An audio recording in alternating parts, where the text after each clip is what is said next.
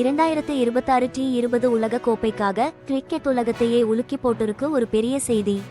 BCCI தலைமையகத்துல இருந்து ஒரு அதிரடியான அறிவிப்பு வெளியாயிருக்கு. நடப்பு சாம்பியனான இந்திய அணி இந்த உலக கோப்பைக்காக அவங்களோட 15 பேர் கொண்ட அணியை அறிவிச்சு முதல் நாடா அவங்க அணியை உறுதிப்படுத்தியிருக்காங்க. இது வெறும் ஒரு நிர்வாக அறிவிப்பு மட்டும் கிடையாது, உலக அளவுல ஒரு பெரிய அதிர்வலைகளை ஏற்படுத்தின ஒரு அறிவிப்பு இது. விளையாட்டு செய்தி சேனல்களையும் ரசிகர் மன்றங்களையும் தாண்டி எதிரொலிச்சது.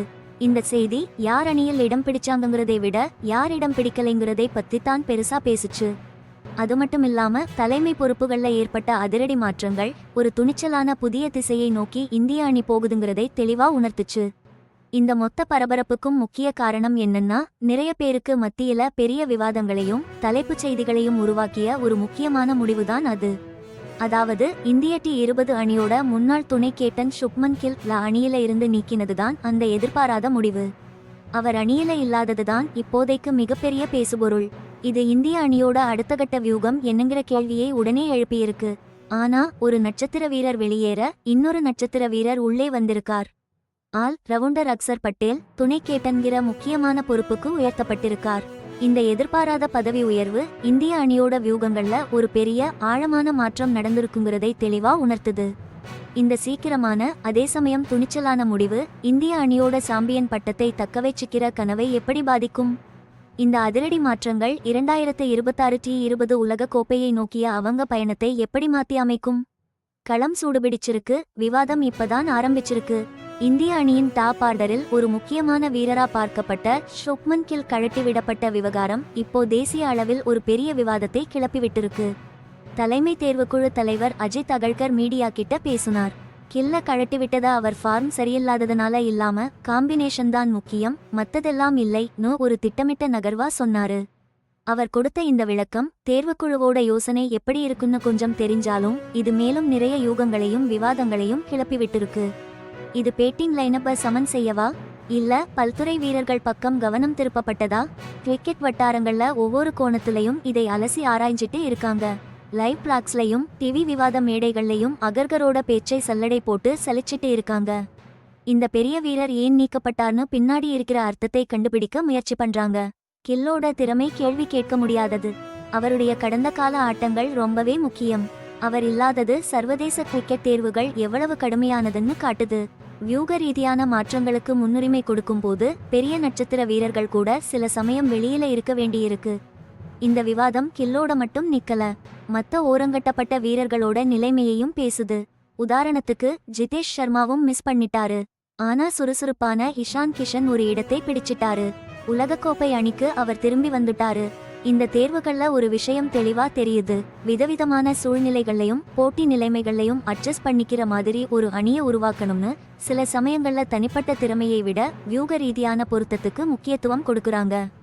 இந்த பரபரப்பான விவாதங்களுக்கு நடுவுல அக்சர் பட்டேலை துணை கேப்டனா உயர்த்துனது இந்திய தேர்வாளர்களோட ஒரு முக்கியமான வியூக நகர்வா பார்க்கப்படுது. இந்த முடிவு டீமோட ஆல் ரவுண்டர் திறமையை பலப்படுத்துறதுக்கான ஒரு தெளிவான நோக்கத்தை காட்டுது. அதாவது இன்னும் ஆழமான பேட்டிங் வரிசையையும் ஒரு வலுவான சுழற்பந்து தாக்குதலையும் அவங்க முக்கியத்துவம் கொடுத்திருக்காங்க. அக்சரோட பேட்டிங் பவுலிங் ரெண்டுலையுமே தொடர்ந்து சிறப்பான ஆட்டத்தை வெளிப்படுத்துறது, அதோட நெருக்கடியான நேரத்திலையும் அவர் ரொம்ப அமைதியா செயல்படுறது அவரை ஒரு தலைமை பதவிக்கு ஒரு சிறந்த தேர்வா ஆக்குது. இது வெறும் தனிப்பட்ட திறமைக்கான விஷயம் மட்டும் இல்லைங்க, இது பலவிதமான திறமைகளை கொண்ட சூழ்நிலைக்கு ஏத்த மாதிரி வியூகங்களை மாத்தி அமைச்சு விளையாடக்கூடிய ஒரு அணியை உருவாக்குறது பத்தினது. அதிரடி விக்கெட் கீப்பர் பேட்ஸ்மேனான இஷான் கிஷன் திரும்ப வந்திருக்கிறது இந்த துடிப்பான அணுகுமுறைக்கு இன்னும் பலம் சேர்க்குது. கிஷன் சமூக வலைத்தளங்கள்லையும் சில சின்ன கருத்துக்கள் மூலமாகவும் வெளிப்படுத்தினது அவர் எவ்வளவு உற்சாகமா இருக்காங்கிறத நல்லா காட்டுச்சு. இது இந்த வீரர்களுக்கு தனிப்பட்ட முறையில எவ்வளவு முக்கியம்ங்கிறத உணர்த்துது. பிசிசிஐ வெளியிட்ட ஊடக அறிக்கை இந்த தேர்வு எவ்வளவு முக்கியம்னு தெளிவா சொல்லியிருக்கு. அதாவது உலக கோப்பைக்காக மட்டும் இல்லாம வரப்போற நியூசிலாந்துக்கு எதிரான T20 தொடருக்கும் சேர்த்துதான் இந்த அணி. இந்த 2 நோக்கத்துக்கான அணி அறிவிப்பு என்ன சொல்லுதுன்னா, தேர்வு செய்யப்பட்ட இந்த 15 பேரும் இந்தியாவோட உறுதியான முதல் தேர்வு T20 அணிதான். பெரிய போட்டிக்கு முன்னாடியே உயர்தர அணிகளுக்கு எதிராக அவங்களோட திறமை சோதிக்கப்பட போகுது.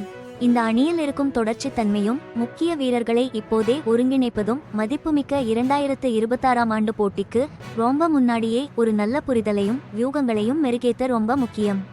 இந்திய அணியோட அறிவிப்பால ஏற்பட்ட சலசலப்பு வெறும் டீம் ரூம் தாண்டி ரசிகர்கள் மத்தியிலையும் கிரிக்கெட் விமர்சகர்கள் மத்தியிலையும் ஒரு சூடான விவாதத்தை கிளப்பிருக்கு. சமூக வலைத்தளங்கள்ல ஒவ்வொரு தேர்வு ஒவ்வொரு நீக்கம் பத்தியும் ஆவேசமான விவாதங்கள் கொழுந்துவிட்டு எரியுது. ட்ரெண்டிங் தேடல்கள் இந்த தீவிரமான கண்காணிப்பை காட்டுது. அதுலயும் கில் ஏன் கழட்டிவிடப்பட்டார் அங்கிற மாதிரி கேள்விகள் எல்லாம் உச்சத்துக்கு போயிருக்கு. சுவாரஸ்யமா தினேஷ் கார்த்திக் பேரு கூட ஆன்லைன் தேடல்கள்ல மறுபடியும் தலையை காட்டியிருக்கு. இப்போதைக்கு கார்த்திக் இந்த அணியில இல்லைன்னாலும் அனுபவம் வாய்ந்த ஃபினிஷர்களுக்கும் புதுசா வர்ற இளம் அதிரடி வீரர்களுக்கும் இடையிலான சமநிலையை ஒப்பிடுற விவாதங்களால தான் அவரோட பேரு மறுபடியும் பேசப்படுது. ரசிகர்கள் அவரோட கடந்த கால உலகக்கோப்பை அதிரடிகளை மறுபடியும் நினைவுபடுத்துறதோட அதிக அழுத்தமுள்ள T20 போட்டிகள்ல அனுபவமா இளமையா எது முக்கியம்னு விவாதிச்சுட்டு இருக்காங்க. இந்த விஷயம் ரசிகர்கள் அவங்க கிரிக்கெட் ஹீரோக்கள் மேலையும் கிரிக்கெட் விளையாட்டு மேலையும் வச்சிருக்க ஆழமான பாசத்தை உணர்வுபூர்வமான பிணைப்பு தெளிவா காட்டுது. அதோட முதல் அணியா தன்னோட படை பலத்தை அறிவிச்ச இந்தியா செஞ்ச இந்த முன்னோடி நடவடிக்கை உலக அரங்கில் சும்மா போகல, நல்லாவே கவனிக்கப்பட்டிருக்கு. ICCயோட அதிகாரப்பூர்வ டோர்னமெண்ட் ஹப்பும் தன்னோட 15 வீரர்களை உறுதி செஞ்ச முதல் அணியா இந்தியாவை லிஸ்ட் பண்ணியிருக்கு. இது அவங்களோட தயார் நிலையையும் வியூக ரீதியான தொலைநோக்கு பார்வையையும் அப்பட்டமா வெளிச்சம் போட்டு காட்டுது. இந்த முன்கூட்டிய நடவடிக்கை ஒரு பெரிய அளவுகோலை உருவாக்கியிருக்கு. இது உலகமெங்கும் இருக்கிற மற்ற கிரிக்கெட் வாரியங்களை அவங்களோட திறமையான வீரர் தொகுப்பையும் தேர்வு வியூகங்களையும் ரொம்ப கவனமா ஆய்வு செய்ய தூண்டுது. அது மட்டும் இல்லாம அவங்க புதுசா உருவாக்கிக்கிட்டு இருக்கிற அணி சேர்க்கைகளை 2026க்கான இந்தியாவோட இந்த ப்ளூபிரிண்டோட ஒப்பிட்டு பார்க்கவும் வைக்குது. நடப்பு சாம்பியனான இந்தியா அவங்களோட திட்டத்தை முன்கூட்டியே வெளிப்படுத்தியிருக்காங்க. இந்த அணி அறிவிப்பு T20 உலகக்கோப்பையை மறுபடியும் ஜெயிக்கணும்னு அவங்க வச்சிருக்கிற லட்சியத்துக்கு ஒரு முக்கியமான ப்ளூபிரிண்ட்னே சொல்லலாம். கில் மாதிரி ஒரு பெரிய பேட்ஸ்மேனை சேர்க்காததும் அக்ஷர் படேல் மாதிரி ஒரு ஆல்ரவுண்டருக்கு வாய்ப்பு கொடுத்ததும் ஒரு பெரிய உத்தி மாற்றம். இது பேட்டிங்ல ஆழம் நிறைய ஸ்பின் ஆல்ரவுண்டர் ஆப்ஷன்கள்னு இந்தியா இப்போ கவனம் செலுத்துறாங்கிறதை தெளிவா காட்டுது. இந்த டாக்டிக்கல் மாற்றம் போட்டி முழுக்க எந்த பிட்ச் கண்டிஷன்லையும் எதிரணிகளுக்கு ஏத்த மாதிரி ஆடக்கூடிய ஒரு வெர்சடைல் பிளேயிங் இந்தியாவுக்கு கொடுக்கணும்னு தான் கொண்டு வரப்பட்டிருக்கு. நியூசிலாந்துக்கு எதிரான அடுத்து வரப்போற T20 தொடர் இந்த புது அணியோட முதல் பெரிய பரீட்சையா அமைய போகுது. இது முக்கிய வீரர்கள் எல்லாம் ஒன்னா சேர்ந்து ஆடவும் அவங்களோட யுக்திகளை டெஸ்ட் பண்ணி பார்க்கவும் கேப்டன் வைஸ் கேப்டன் 2 பேரும் அவங்க தலைமை பண்பை நிலைநிறுத்தவும் ஒரு நல்ல வாய்ப்பா இருக்கும். இந்த முன்கூட்டியே எடுத்த உறுதியான நடவடிக்கை இந்தியாவோட நோக்கத்தை காட்டுறது மட்டுமில்லாம 2026 T20 உலகக்கோப்பை மீதான எதிர்பார்ப்பை இன்னும் சூடேத்தியிருக்கு. இப்போதிலிருந்து உலகக்கோப்பை தொடங்குற வரைக்கும் ஒவ்வொரு போட்டியும் ஒவ்வொரு ஆட்டமும் ஒவ்வொரு யுக்தி முடிவும் இந்த கவனமா தேர்ந்தெடுக்கப்பட்ட அணியை வெச்சேதான் பார்க்கப்படும். அவங்க பட்டத்தை தக்கவைச்சுக்கிற பயணம் அதிகாரப்பூர்வமா ஆரம்பிச்சிடுச்சு. இந்த தைரியமான புது யுக்தி இந்தியாவை மறுபடியும் வெற்றிப்பாதைக்கு கூட்டிட்டு போகுமான்னு கிரிக்கெட் உலகமே மூச்சை பிடிச்சுக்கிட்டு எதிர்பார்த்துட்டு இருக்கு.